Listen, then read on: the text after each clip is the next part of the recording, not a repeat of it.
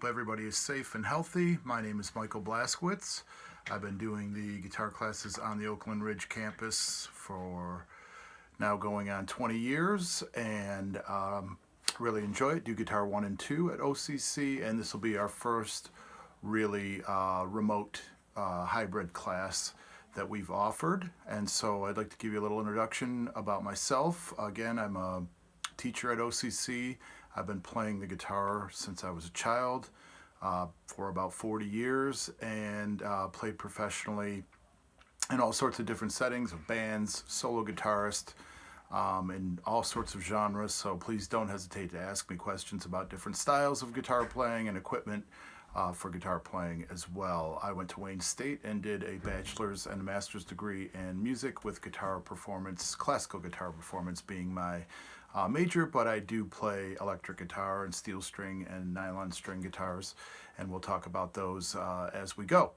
So you should have got your syllabus, your 3-page syllabus by now. There'll be a class schedule that's coming soon, and I just want to highlight some of the things in this introduction video that you should really pay attention to.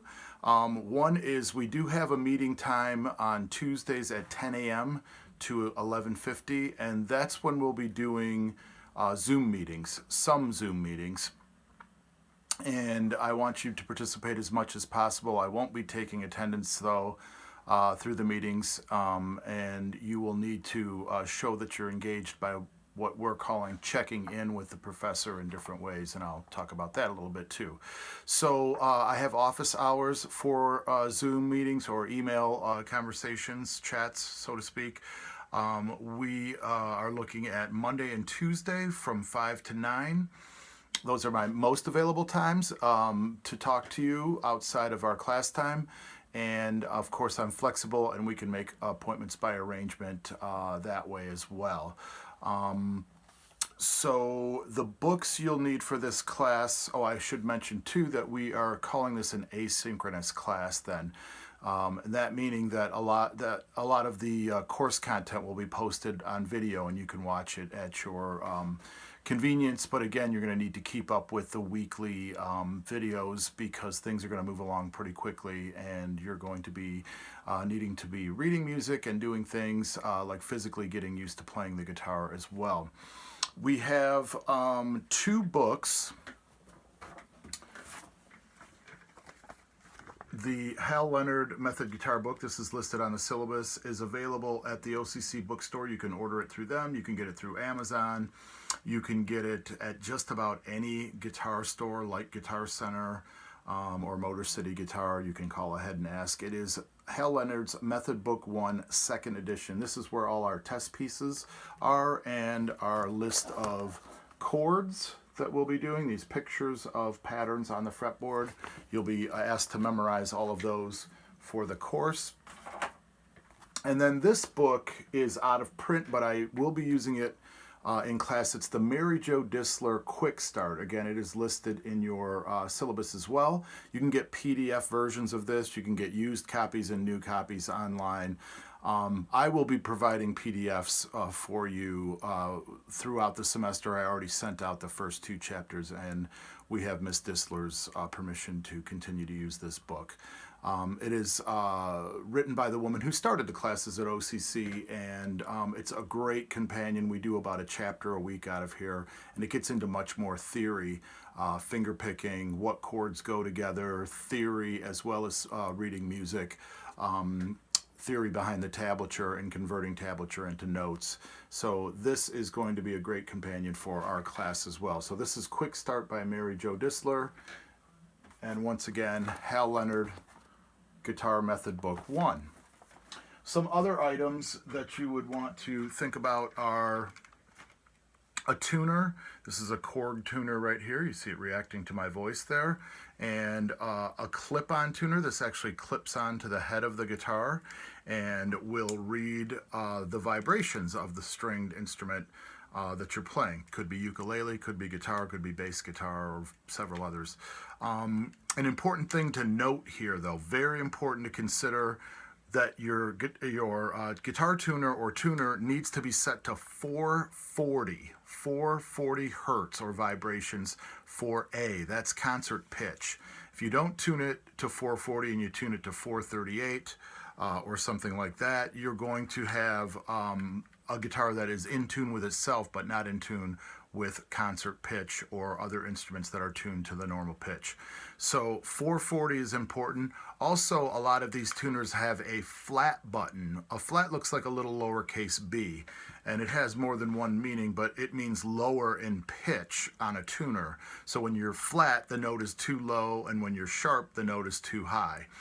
And you want to make sure that the flat buttons, if you have them on your clip-on tuner or box tuner like this one has a microphone on it, and that's how it picks up the sound. This also has a metronome, so it's a beat keeper too.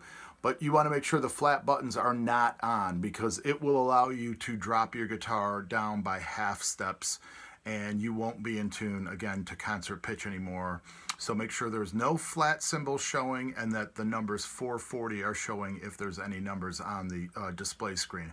They will show you the letter name that the tuner is hearing, and you will tune up or down based on that. Always remember to let the string vibrate while you're tuning. Don't play the string and stop the string and then try and tune, because you're basically guessing at that point, and then you have to play the tuner again. This way you can put the tuner on, you can play the string, especially a hands-free one like this. You can play the string and you can adjust the string while the sound is there, and you can actually see the meter move left to right. Now in that regard, when the meter is to the left, it is too low. Left is too low, and right of the middle is too high. So usually there's a light that goes off when you're right in tune in the middle, and you want only that light, not any other lights to the left or right. Even if they're blinking a little bit, you're out of tune and you need to get that middle light on. So continue to pluck the string. Don't bing, bing, bing, bing, play it right away. The computer has to register the note, so play it, wait a couple seconds while you're tuning, play it again, and tune up that way. Also, a free tuner that's available is Guitar Tuna, T-U-N-A, just like tuna fish. There's many others, but I know many students who have been very happy with that tuner. You can get a free version, and it will show you the string you're playing based on a little picture, and it'll make a sound as well. This tuner will make a sound for us if we want it to.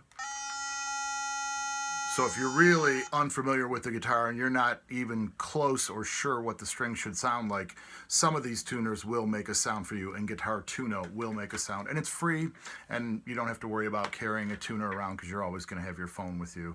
And you can tune up to that. So those are tuning items are imperative. How often should you tune? You should tune every time you pick up your guitar. The guitar goes out of tune for a number of reasons: weather, humidity, stretching the strings while you're playing. So you want to tune it up every time you play it. And if you're going to make a recording or a video for me, always double check your tuning before you play. If you're going to make a demo for yourself to remember a song idea or something, always tune up before you play and record. So basically every time you pick up your guitar, tune it. So we also recommend you getting a pick, especially if you're playing steel string guitar. There are many varieties of these available. Matte picks sometimes are a little easier, and by matte I mean a dusty type finish. They're a little easier to hold. The Fender style or Jim Dunlop picks come in a glossy type of finish too, which are nice. They slide right off the strings really nicely.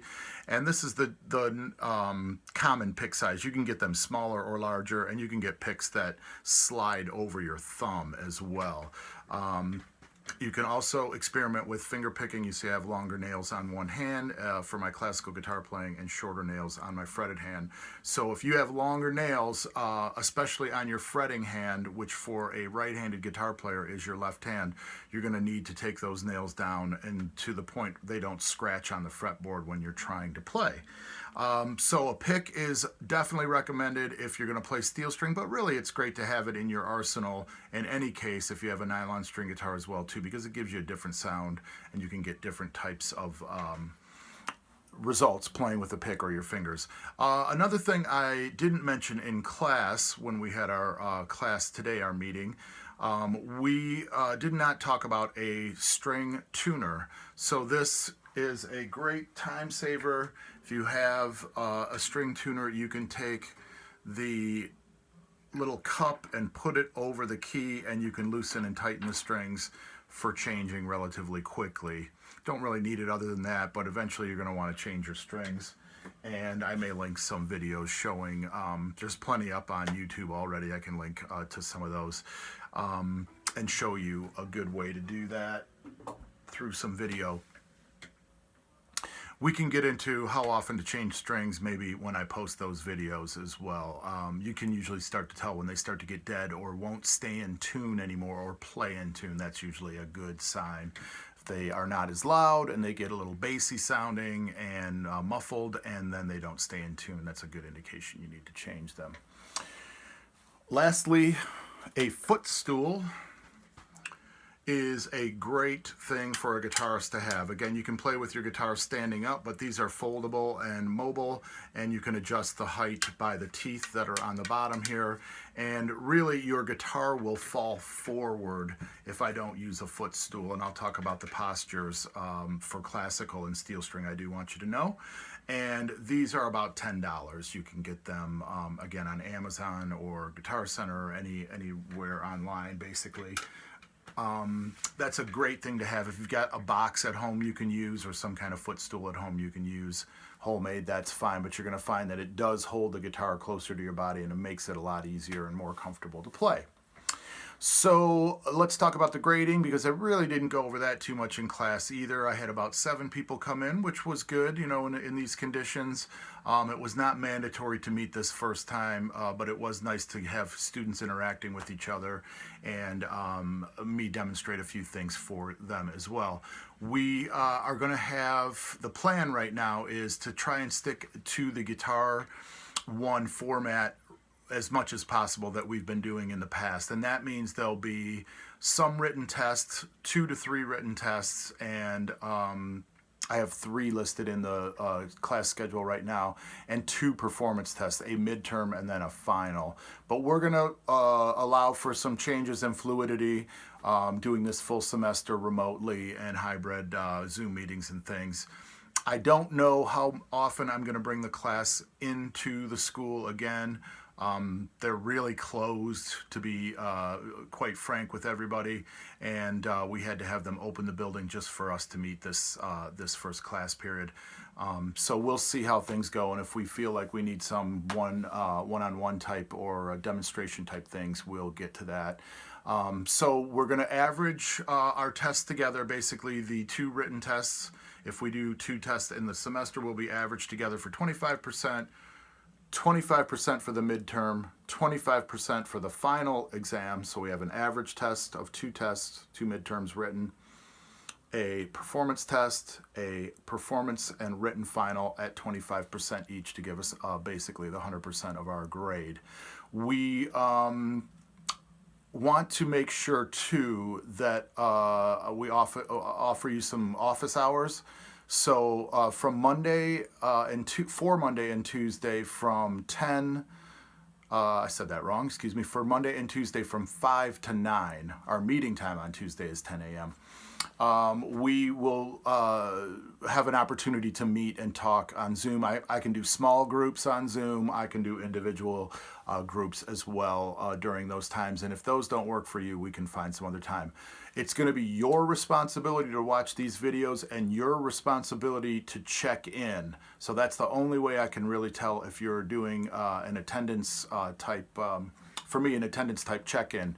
That means responding to my emails, so I know you're hearing the message that's coming by. Just a simple yes, I got it, I'm following along. Respond to the videos, handing your work in on time when we have a timed assignment and a graded assignment. So consider that.